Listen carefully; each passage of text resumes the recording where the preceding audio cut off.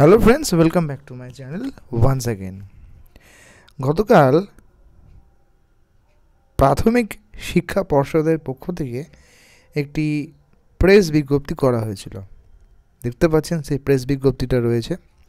সেখানে বলা হয়েছিল যে মহামান্য সুপ্রিম কোর্টে যে ওবিসি সংক্রান্ত মামলা চলছে, এবং সেটা আমরা জানি যে আরও একবার কিন্তু শুনানি হবে, এবং সেটি 18 তারিখে ওবিসি মামলা সংক্রান্ত ব্যাপার।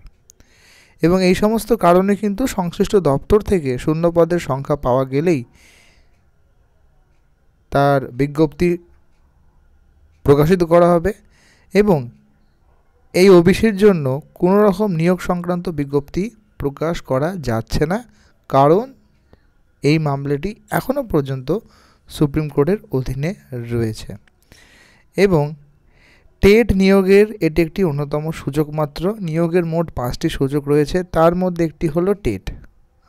তাহলে বোঝাই যাচ্ছে যে যখন প্রাথমিক শিক্ষা পর্ষদ থেকে এই ওবিসি সংক্রান্ত সমস্যাটা দেখানো হচ্ছে এবং এটাও বলা হচ্ছে যে নিয়োগ সম্ভব নয়, তাহলে এটুকু স্পষ্ট যে অন্যান্য যে নিয়োগ তাতেও কিন্তু প্রভাব পড়বে।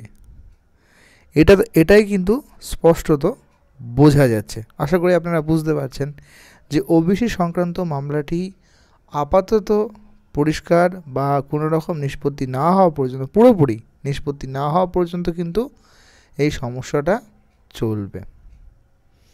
ছোট্ট একটি আপডেট, এবং এতে আরও স্পষ্ট হচ্ছে যে এসএলএসটিও কিন্তু আরও বিলম্বিত হবে।